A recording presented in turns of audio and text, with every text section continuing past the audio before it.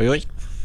Flat Earth British, Martin speaking. Welcome back, peeps. Welcome back to my channel on the 20th of the 9th, 2019. Or so they say. Welcome back to my backup channel. We got a post for you today. I don't know if this is going to be a flat today thing, but there's quite a bit to get through. I'm going to share some bizarre thoughts, nail an historical narrative of what the meaning is. Okay?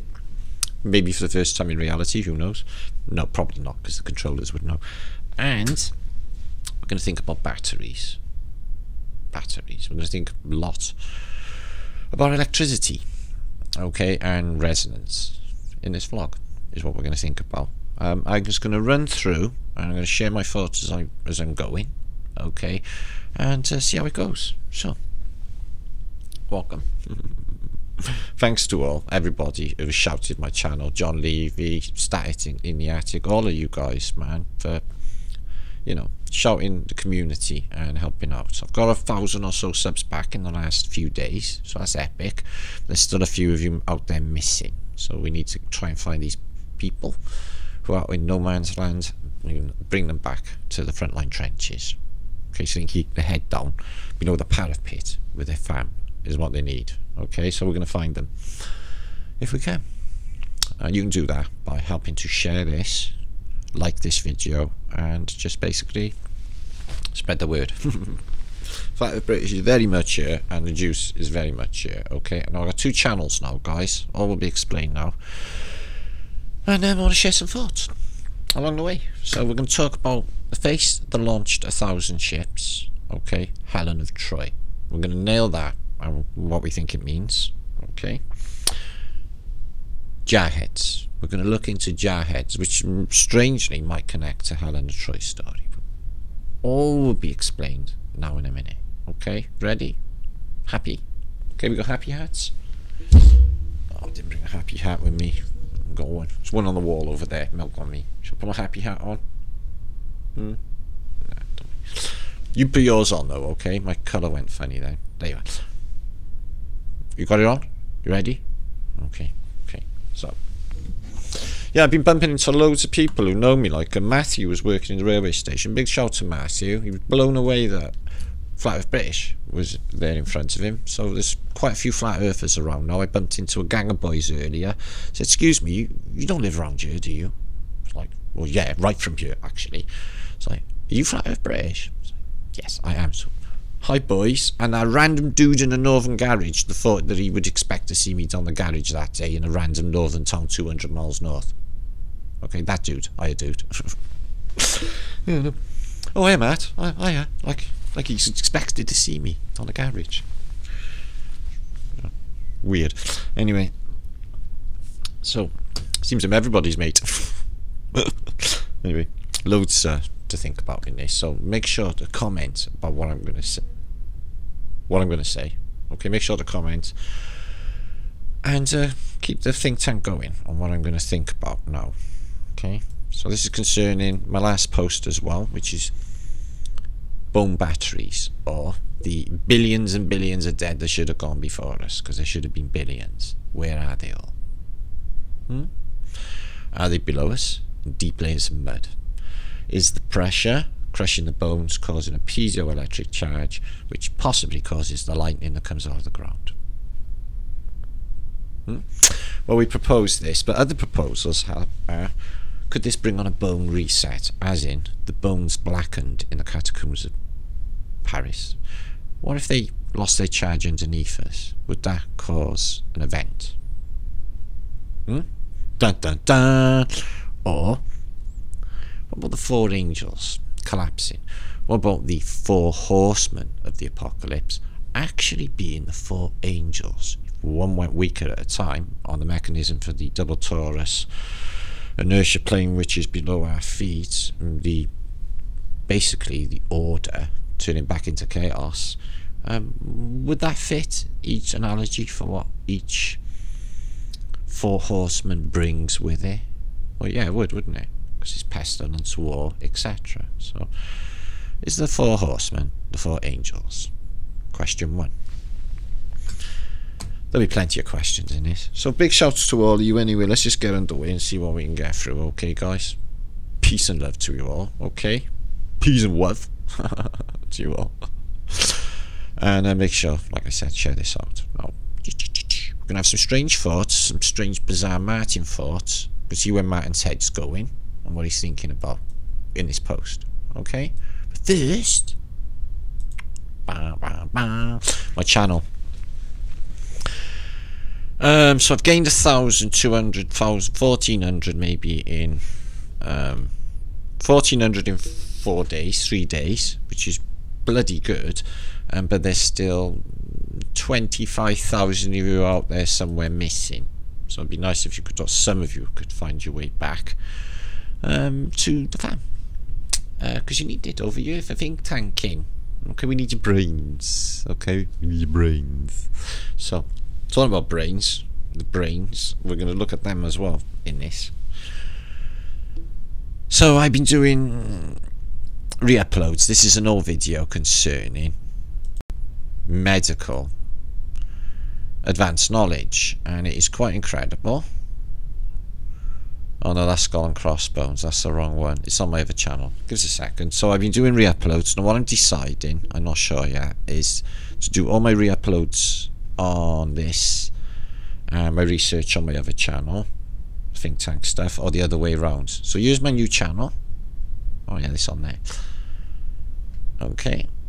Is Martin Liedtke's Flat Earth British. So make sure to subscribe to this, okay, peeps. There's 350 of you who found me in a day, and I think I'm going to put my re-uploads maybe through this, and the other one for research and think tank stuff. Okay, does that make sense? Or the other way around? Let me know what you think about that. I'm not good with decisions. Anyway. So yeah, I'm gonna be needing this. My other channel, people have been unsubbed already. It may not be safe. You know, I want to talk about this hack. I'm told it's unprecedented. So I don't know whether I broke the internet. I don't know whether this is like the biggest, you know, the biggest hack in YouTube history. I think it's unprecedented. It's never happened before. They don't know of this scale. Now even Tim Osmond, who was doing a video, who offered me my data back, said exactly the same. You would need a giant server with hundreds of thousands of gigabytes of power, loads of investment financially to be able to upload 8-hour videos, 4-hour videos every single minute. Well, that can't be like some zitty Chinese kid sat in his bedroom because he would need to eat, like constantly probably, and go to the toilet and stuff. Yeah, so that's not going to be possible for every single minute to upload videos, some 4 hours long. Now apparently they got to be re-upload, they got to upload to YouTube, etc. The only people with that sort of processing power are YouTube themselves. So very, very sinister how such a massive hack could happen to Flat Earth British, don't you think? But nothing in it. Man's just paranoid. Okay, even though it's unprecedented in YouTube history. Anyway, so my second channel, okay, make sure to subscribe to that in case you take these out too. And I've got my bookage coming out I want to talk about as well, but we're going to start here for thinking, and it's going to start with Frankenstein in 1812. Now why am I starting here? Well, first of all, they got advanced tech they shouldn't even have at this era. And why the most important publication of a reset, what we think is a reset year, should be about, and pushed even into the modern day for 200 years, about gathering up body parts and reanimating the dead using electricity and advanced tech. Why would that be the most important, excuse me, book of that era? Think about that. Now it could be written by Lord Byron, her husband, obviously, but that's not going to really make a difference. So they got advanced tech like Tesla coils, etc. So it's alive, it's alive. So what's this thing here, guys? I know this is a 1920s Boris Karloff film, or early 30s, but what is this? And what's these valves? So they draw lightning from a tower down into this, and they reanimate the dead. Okay, so You can kill somebody using electricity, obviously, by electrocuting them. But if they have a heart attack, you can put a machine on either side of the chest and clear and bring them back to life. Or you'll be struck by lightning. But in this case, they draw lightning down into these coils and he zaps this body part and he reanimates. And that's the biggest book of 1812. Okay. Now, there's been experiments in animals over in the past, guys, and concerning the human brain. Some of you might want to know about the human brain is it keeps electrical activity post-mortem. Even after the period of rigor mortis has come and gone, there's still electrical activity in the brain. So it's very, very possible that when you're 6 foot under, there is still some electrical activity in the brain, as in you might be still thinking. Now, dun dun dun, some habits die hard, like humans zapping their brains. We did this back in ancient Greeks when medics used electric fish to treat headaches and other ailments. Today, we still do this. Neuroscientists apply electric currents to people's brains to boost mental function, treat depression, and give lucid dreams, among loads of other things. Okay. So subjecting the human brain to external electricity has an influence on mental function because of neuron communication with each other using electricity and chemicals. This has become relatively common knowledge today. Okay, but only 200 years ago, it's going mental my phone. Only 200 years ago, they were still quite baffled to the mystery of the nervous communication. Isaac Newton suggested the nerves communicate with each other with the muscle via vibrations. Other suggestions at the time being the nerves emit some kind of fluid, and a still popular idea, first motored around in ancient times, that the brain and nerves are filled with the mysterious animal spirits. Anyway, so there's a study in the 18th century here of a scientist, Luigi Galvani, who brings back frogs' legs and stimulates their nerves using electricity. And it talks about the intrinsic electrical charge that is in muscles in the human body. Okay, animals, humans included, have their own intrinsic electricity. Okay, and it goes into neuroscience macabre's past. Okay, now 1802, Aldini zapped the brain of a decapitated criminal by placing a metal wire in each ear, and then flicked the switch on the attached rudimentary battery in initially observed strong contractions in the muscles of the face, which were contorted so irregularly that they emitted hideous grimaces. Ugh. He wrote, the action of the eyelids was particularly marked, though less striking in a human head than in an ox. So they are, in the real world, just before Frankenstein, apparently reanimating or trying to reanimate human heads using electricity. Okay, so that's what we're going to think about. If a dead body has, if a body is dead, how come its nerves are still responsive to external electric charge? 1818, one popular but mistaken suggestion was that electricity is a life force. Why is it mistaken? Who said that? Okay, a lot of presumptuousness going on with scientists and articles and peeps. Anyway, so the application of electricity to the dead could literally bring them back to life. Indeed, so disturbed were many members of the audience of Oral's demonstration they had to leave the building. Alright, so somebody was brought back to life.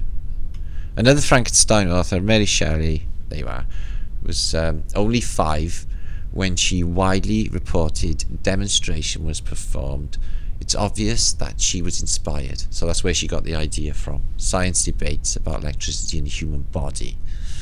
Okay, so the reanimation. Somebody started breathing heavy, and even the fingers pointed to the audience, a dead person.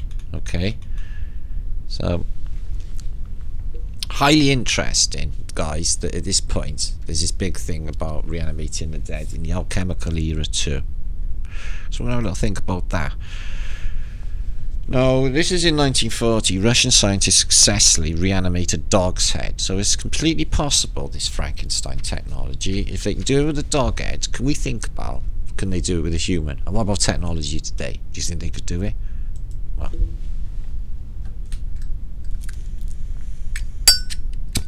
oh, well, that's fucking great.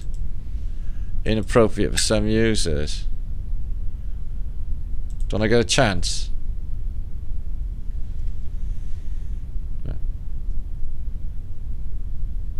Okay.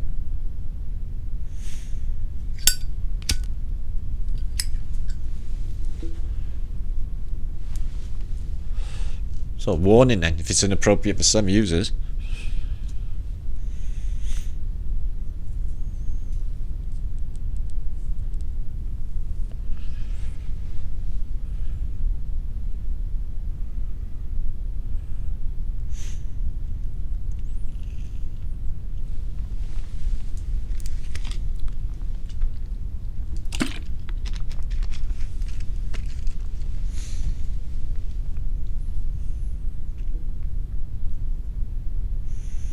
Oh, come on, for fuck's sake. Right, let's get that off. Let's have a look at the experiment. So, a lot of electricity, heart beating.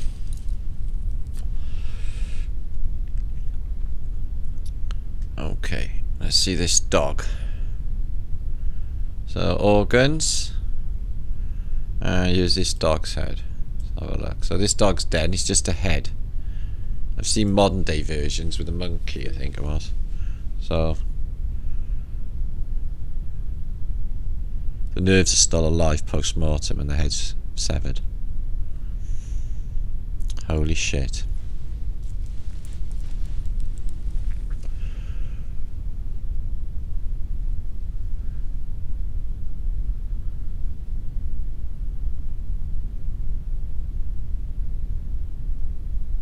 What?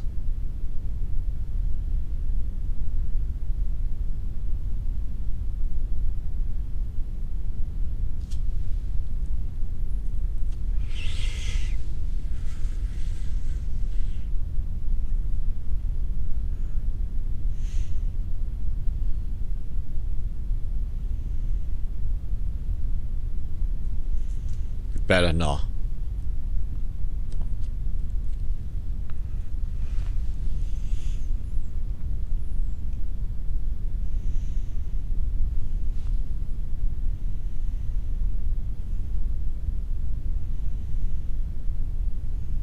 It's disturbing, isn't it?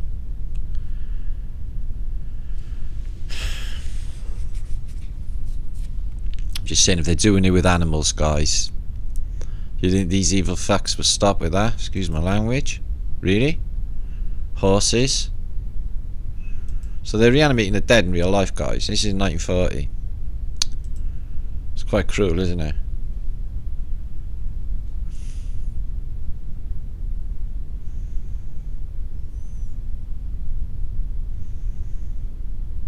Okay, so it's got some activity there as well, brain activity.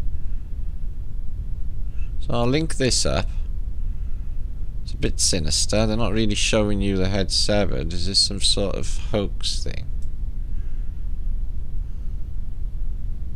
Difficult to determine. Be a lot of effort if it was. For the video, I mean.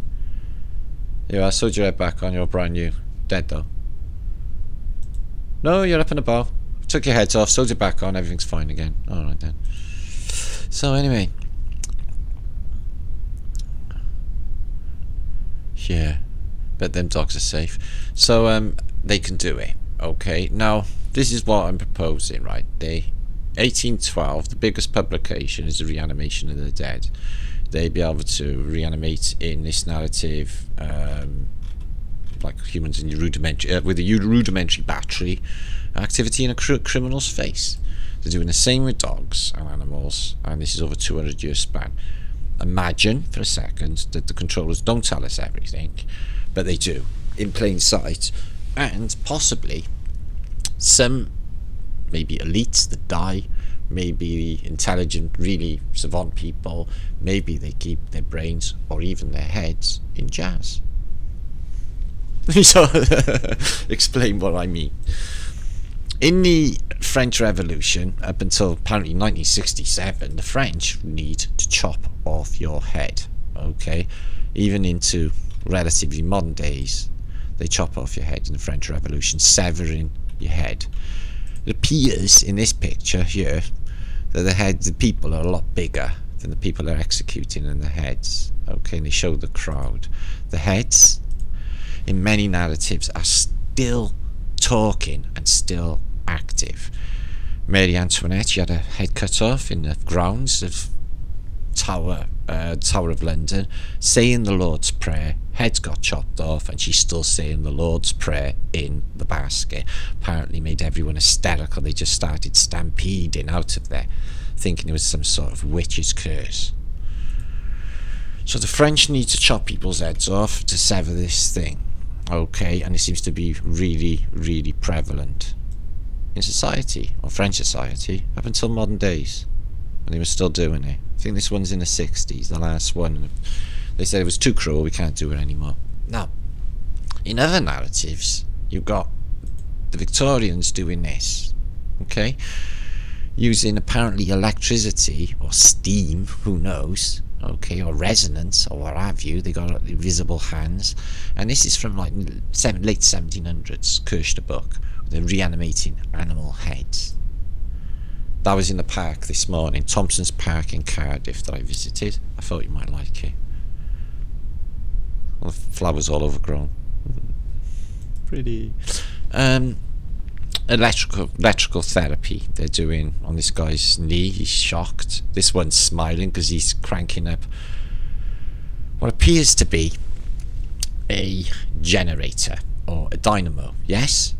Yes? Well, bear this in mind for what I'm going to read shortly. Okay? Because it can't be. This is a hand crank to give a charge. So a charge would come out of here in the late 1700s. And there's seam. These are frogs' legs to be doing or showing you using electricity, batteries, reanimating the dead. Now, in antiquity, they tell you that they made food with clay pots and they chucked them out the window, and now in antiquity there are huge piles of Roman pots or what have you where they used them once and chucked them away. What if they were not for cooking? What if they were batteries? What if they were like a type of Baghdad battery that could have run on fruit juice? Who knew? Who knows? Just enough to run their light in. See these in jars? And the hands are the alchemical hands, adding, you know, the alchemical substances and magnetics. So the reanimation of the dead in the late 1700s in Kirchner. Okay? Using electricity, even in this period. Okay? And apparently humans too. Now bear in mind this is late 1700s in Kirchner, or this is Kirchner text, so earlier than that. You've got electricity going through here into a human body. Whether or not they're showing you is this reanimating, I can't really tell. So that's the other day. Now, pitting. Social engineers, are they telling us? Now, in the Simpsons, you have heads in a jar, don't you? You have Nixon, you have Leonard Nimoy, Walter Cronkite, who else? And they seem to have all of these heads in jars, even world leaders like they were Nixon. Can't tell what that is. So they have all these different people with heads in jars. Okay, David X. Cohen. Okay. So are they particularly programming us to think that it's somewhere in our reality, or even somewhere, in a room somewhere, that Gerald Ford's head was, because his brain activity was still active, kept in a jar to make decisions? Joan Rivers, is her head in a jar? Well, she shouldn't have opened her mouth about Michael, that's for sure. She ended up with her head in a jar, guys. So, Drew and Sarah, they got their heads in jars.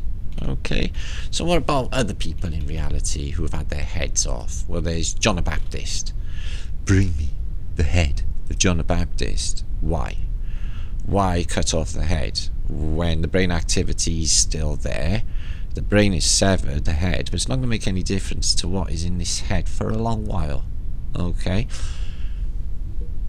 are they taking the heads in antiquity to possibly, in this woman's case, to electrify it, maybe to get secrets out, maybe to torture it, maybe just to have it there for company, a head in a jar, just like on The Simpsons? Or if they had special powers or electromagnetic properties, these characters, is this an analogy for something else, like with the Gorgon? Gorgon, she's a woman with serpents on her head. Serpents are electrical charge. You can't look at her because she's electromagnetic technology and not a human. And you can, if you're Perseus, you've got to look at her in a mirror, otherwise, or a shield, otherwise you're going to get to the stone because it's electromagnetic technology. So even with Caravaggio paintings, we see that it's significant for her to cut his head off, and it's not the only one, and it's all linked to, in this case, with the Knights of Malta, Caravaggio, and this. Now apparently, I just showed you a dynamo from the 1700s. Batteries were only used in antiquity up until a certain point in time. So a voltaic battery, or a voltaic pile, excuse me, was first electrical battery that could continuously provide an electrical current to a circuit. It was invented by Italian physicist Alessandro Volta, who published his experiments in 1799. The voltaic pile then enabled a rapid series of other discoveries, including electrical decomposition, electrolysis of water into oxygen and hydrogen by William Nicholson, and Anti-Caloil 1800, and the discovery of the isolation of electrical elements sodium in 1807, potassium in 1807, calcium 1808, boron, barium, strontium, magnesium, and the famous Humphrey Davy, who invented the Davy lamp. Now, the entire 19th century electrical industry was powered by batteries related to voltas, okay, until the advent of the dynamo, okay, in 1870s. So in the official narrative, guys, they're telling you that before 1870, only batteries were used. So that's all the Industrial Revolution, all our steel shipbuilding, everything, and they never had any dynamos in the official narrative until 1870. All were batteries, like them maybe Egyptians taking all the organs out of the dead Egyptians and putting them into canoptic jars, and then canoptic jars batteries. Now, interesting note that though, guys, that there's nothing before this period in the way of dynamos or motors. Although I have got an an Arab book which shows motors in 11th century. So there it is, the voltaic pile. Have they got a bigger picture for us? No, but that's a nice temple with or happened near Lake Como.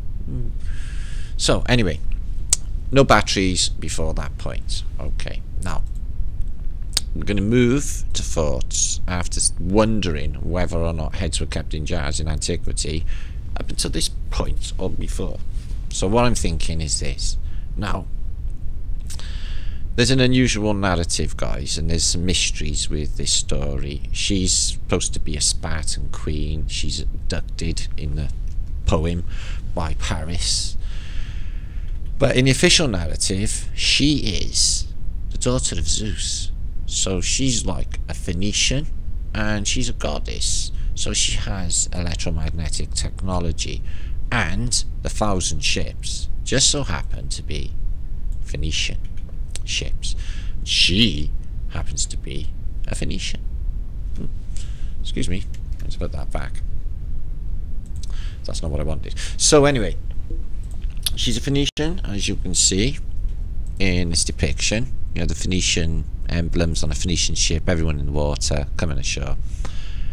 Are they talking about a woman? Well, we'll read the poem, part of it, if you can see that. Hopefully you can. Let me just do that. Sorry.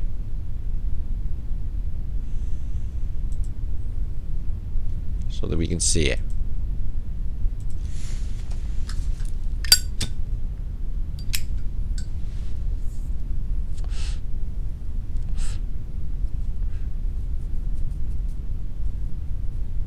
Please share this out, guys. This might be another half an hour long, this video, and I'm going to upload this probably tonight.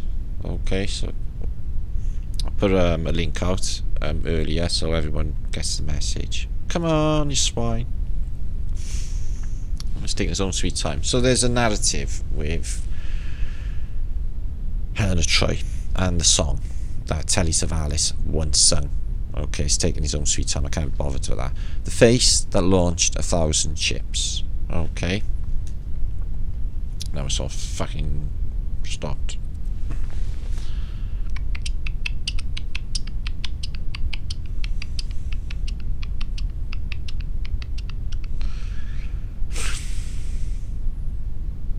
Anyway, the face that launched 1,000 ships. Was this the face that launched 1,000 ships and burned the topless towers of Ilium? So what the hell are they on about?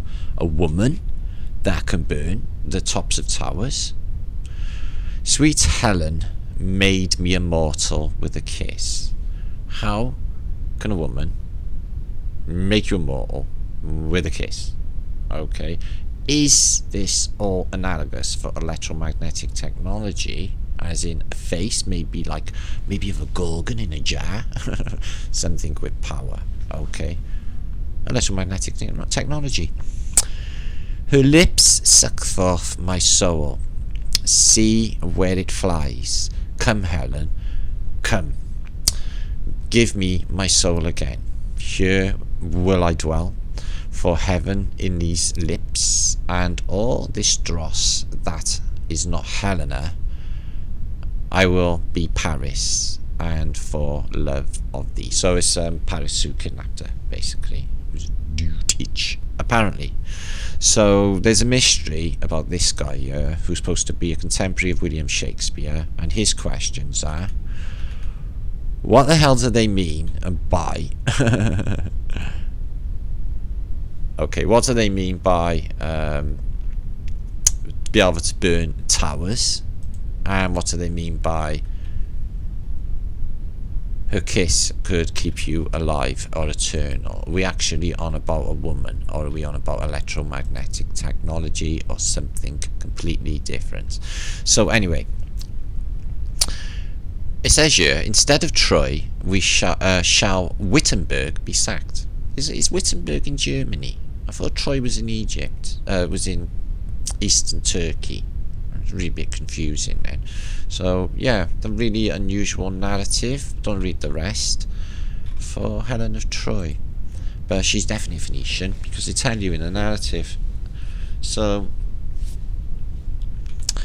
the name Troy refers to a place, a legend, real-life archaeological site in the legend. Troy is a city that was besieged for 10 years, eventually conquered by the Greek army led by King Agamemnon.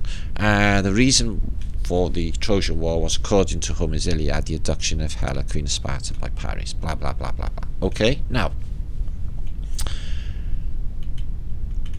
she's Phoenician. Helen, the Phoenician woman, okay, look at this Bacchusite as well, Bacchae. So even though she's from Sparta in Greece, she's still a Phoenician. Okay, it talks about the narratives Phoenicia. Paris is from Sidon. These are all Phoenicians. The story of Helen of Troy is the Phoenicians, the reset. This is all part of the narrative. Look, what's this? The Phoenician handmaidens who Paris acquired at Sidon for Helen. When he when they basically brought him to Troy. So he bought handmaidens, Phoenicians. The conflicts began with the abduction of Lou by the Phoenicians. So a lot of kidnapping. It's all to do with Phoenicia, and it's all to do with the Phoenicians. Helen of Troy is a Phoenician. Okay, so her father is Zeus. Okay, so they say. See if we can find a narrative for her. Okay, excuse me. Helen of Troy. It'll tell you that apparently her father is said to be, she is the daughter of Zeus, either by Leda or by Nemesis. Okay, so she's got like a dad, thunderbolts, and electromagnetic tech. So I think the face that launched 1,000 ships was not a woman per se. It was probably the figurehead of a ship, probably the flagship, maybe. And not actually a woman, a beautiful woman, because basically she would have to be superhuman to make, men live forever by a kiss, and to burn towers. And the allegory is in the art anyway. The alchemical allegory of Reset and Helen, etc., is all in there. Helen of Troy. The golden apple of discord. A load of Phoenicians, look. Okay, so that's another one nailed. There's more to find out about it, but we know that she's a Phoenician if she existed. Oh, she's Phoenician god tech. The Olympians, whoever they are, who live outside of here, or maybe not, are the Phoenicians, and they have electromagnetic technology, and they have control over all of this realm, unfortunately, this time around, but it's not to last. Anyway, we're going to move on. So that's what we thought about there. We're thinking about Helen of Troy. She's a Phoenician. Okay, he's got some shit on pictures of her on this one. Sure, is it? And you can see it's just the Phoenicians. I don't know if Tatari is included in this narrative, but it's worth looking into. Crusades, etc. Anyway, we're moving on. This is 100 cities in America that were founded before the American Revolutionary War, and it gives you the date, and they're founded at 1647. So we're going to have a look at some of these buildings, and we're going to look for mud flood and the age. Okay, so we got a star force here, and it was apparently founded in 1565. Okay, apparently. I'm not sure if that's one of the oldest in America. I think it might be the one in Florida. So that's one of the oldest star forts. That was there originally. Jamestown, don't worry about that. It's Phoenician. Some mechanisms blocked up, and that was apparently 1610. Okay, Santa Fe. 1610, Hampton, Virginia. Albany. Now that is unbelievable antiquitech in Albany, the capital of New York State. And it was founded in 1614. Probably when these were built. Plymouth, Massachusetts, 1620, well it would be. And New York, 1625. Or so they say. Population 8.5 million. Wow. Salem, Massachusetts. Okay, home of the Salem witch trials, and 1626. And Boston. Love this church in Boston. Seen this many times. 1630, they reckon, is a mud floodder. Okay, so a mud flood event, if this date is accurate, has happened before this. Okay, but this is an old world building. The mud is come up to this far. It's probably 2 stories below. Okay, Cambridge, Massachusetts, Portsmouth, So I'm just going to whiz through. You can read them for yourself. I want to find mud flooders. Okay, Windsor, Connecticut. So that church is apparently from 1634. Wow. Hartford, Connecticut, home of insurance, and you have a large Tartarian palace, domed, perfect symmetry, and they say 1636 they were building that there, guys. Huge domage. Okay, 1636 is a good one. Okay, and this one as well, 1636 for Rhode Island. That early. Okay, let's move through. New Haven, Connecticut. So that little church, 1638, or so they say. And this one's a mud flooder in Swedesboro, New Jersey, 1638. They say this was founded. Not that building, but not mud flooded. That's the top of windows that high, right down below ground level. Okay. Newport, all mud flooded, staircases up in the air, all of them, and that's old too. That's not showing any mud flood, but they could have moved that building. Oh, that's pretty. Okay, mud flooder for Braintree, Massachusetts, 1640. Stamford. No, they're just showing you the city. The buildings you can't really date to the founded date. Look at this. Waste. So there's 100 of these to go through. Yonkers, New York. What's that? I'm not actually sure what that is. I thought it was a railway station. Okay. And we're moving on. So, look at that one. That's Newcastle. Yeah, it is a castle. Look at the fascias. Mud flooded. 1651 in America. So there's Old World America. Tartaria still existed. And some Phoenicia as well. Look at that. Salute. What's that? Salute Stay. Marie. In Michigan. Stamp. Wow. When was that built? Charleston, North Carolina. Okay, so these are all from the 1600s founded. Poof. So I hope you're from some of these towns, guys, people who are watching. So I can't go through 100 anyway. I'll take just a tenth of an hour, and I need to get on. So, bam, bam, bam, bam. My book. Okay, this is going to be out hopefully in, what's the date now? It's coming up to the end of September, in about 3 weeks' time. Just need to nail the book's absolutely brilliant, finished. I just need to nail the last few photographs for it, and there's details. You can pre-order it now, and many of you had. I got a massive load of shouts which you can find on this website here, for people who have pre-ordered. I do appreciate that. You will enjoy it. It's a mind blow of a book. So if you want to find out about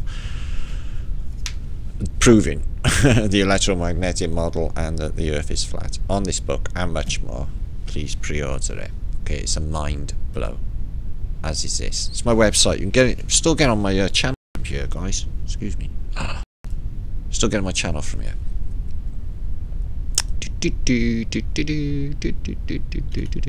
Whoever's channel it is. Okay, so things are gone. It's been updated. Okay. My shop, I got a shop. You can get FEB products. The think tank we'll have a little look at now. And there's an convention coming up in Amsterdam in next weekend. These are limited now because of my limitedness, because of my channel gone. And you can still find me if you click them straight through to my channel, although it's fucking Ling Shang all over my fucking channel. And facts, packs, and all our subjects. Okay, fasces, comets, Tartaria, Mudflood, Starforts, Technasmia, Antiquitech, airships, resources, maps, words, and giants. So let's have some fun and have a look at some words.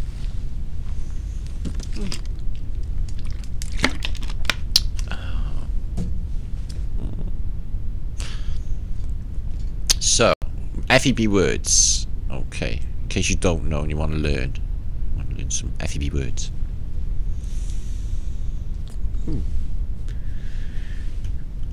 Okay, so Antiquitech. Thought up one sleepy evening, or I spelt it wrong, and really said, that's brilliant, map, you're gonna have to spell it right. So I put an E instead of an I, but it still worked. Antiquitech instead of Antiquitech. Architectural features which can attract, collect, use energy from the atmosphere, often called ether tech or Tesla tech. Okay, Technasmia, tech that uses sound, acoustics and harmonics, generally great for health, well-being, however can be used to make ill. It's a bad vibration. Okay, miasma, bad air. Aquatech, Phoeniciify is when it's nice and Tartarian and they put all evil shit over it. It's called Phoeniciifying. Happy hats, they're a definite necessity in Flat Earth British reality. Orbs, they are analogous for resetting tools. Scepter, them, electromagnetic technology. Double torus model. Vajras, which are electromagnetic as well. Resonators, weather control, cymatics, knobbly bits, which are vital. Okay, wobbly columns, which are also vital. I'm eating dry roasted peanuts, which are not necessarily vital when I'm posting. Sorry about that. Plasma, phonies, faceless knights, homunculus. Let's have a look to see any heads in the homunculus list now. Weirdigan, chimeras, controllers, sprogs. Oh, okay, stoogs. I thought it said sprogs. Gordon, stupor, free energy, vitrification, liquefaction. So there you are. And loads of things to look at. Pine clones, which are pineal gland in the Vatican, etc. Let's have a homunculus. Anything come up from homunculus? No, it's just words. So there you are. You can find out what my words mean when I say them, like homunculus early on. What's he saying? What's that word? What are they? Little humans in jazz with superior intelligence, supposed to be made alchemists. You know. So I haven't dropped anything in the photo drum as late because I've been sorting these two channels out, uploading, thinking about heads in jazz. I said it was going to be bizarre, but they can do it, guys. I just showed you. That dog is just freaky. Imagine them doing it with humans. Could they keep humans alive after death by electrical process and keep them going? Probably, looking at that. So, is that what's happening with Helena Troy? She got electromagnetic tech. Is it a face because it's a head? The head that basically sailed 1,000 ships, Phoenician ships, mind? Yeah, I know. So that's it for a minute. I've got plenty of images, but I want to show you the photo drop. If you don't know, plenty of people are adding. You can add yourself. It's sterling stuff. Great Flat Earth British think tank. Lee set this up, and it's just wobbly columns. So Kirsten Knutz, to pronounce the K. Knutson. Kirsten Knutson. Thank you. Some really nice images. And Tom Paul. Thank you. Ooh, Phoenicians. And a mud flooded power room. Or deep in mud. After events. So, air balloonage. So these look good. Some Piranesi. And the Phoenicians. Again. Coming up from the watery depths. I was listening to I was listening to Rock Lobster. I really loved that record. I really loved the B-52s. Really brilliant when they were up. And the same again. It's that watery theme. There's plenty of songs. You just can't believe the amount of songs that got a watery theme. It's like all of these musicians of the modern day. Look at the cover of Echoes, Pink Floyd. I was like, all them years I've seen that album cover and I never knew what it was. And like a couple of months ago, I'm like, that's a year underwater. So it was a year underwater. And a lot of these Pink Floyd albums have got a watery theme going on. All them beds on the beach in Delicate Sound of Thunder. What are they waiting for? Empty beds? For something to come out of the sea? Is this why we visit the seaside? Is it like we're just harking back to when we arrive from the sea? It's really weird. So yeah, I think peeps, this is what we're up to at this moment in time. I got 2 channels. Make sure to sub. Probably sub to my one anyway because you're here.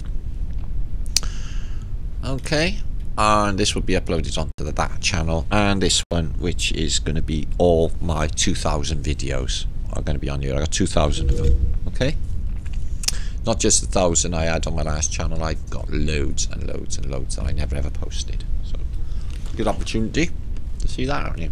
So, I'm coming back. I've been Flat Earth British for Friday night. What have I been thinking about is Hedging Jazz. Can they reanimate him?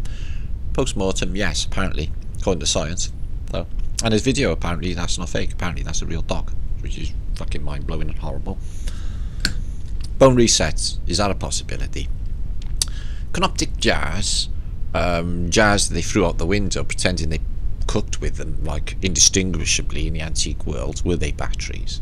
In the official narrative, they said they had only batteries before 1876. No dynamos before that point, so... In the official narrative, okay. Although I got evidence they did have motors before that time. What else have I been looking into? That's it. Just shouts. So thank you all for coming back. I would love to be able to do a Saturday tomorrow, and I probably could as well because it doesn't matter now with my new channel. You'll all catch up anyway. So I might see you for Saturday. Okay, nothing guaranteed. Life's a bit busy. Make sure to have a look for that book. Okay, make sure to get on my website. You can still watch old videos, although link chunks like my bleeding channel. And I'll be back soon. Spread the love, spread the word. Okay, food for thought, food for thought. What do you think, Lee? What do you think? Hedging Jazz? Yeah. What do you think of Helena Troy being a Phoenician? Yeah, is she tech? Might be, mightn't it? Yeah, might be. Okay, done and dusted. I'll see you on the next one, and when I've done some more work. Okay, I've been a very busy bunny, and I've been caring for bees. We had a bee harvest yesterday. Bees, the best creatures. They're really, really friendly. They're really nice. They like you, and if they don't, you'll know all about it. Anyway, good to be back, peeps. Spread the word. Peace and love. Bye.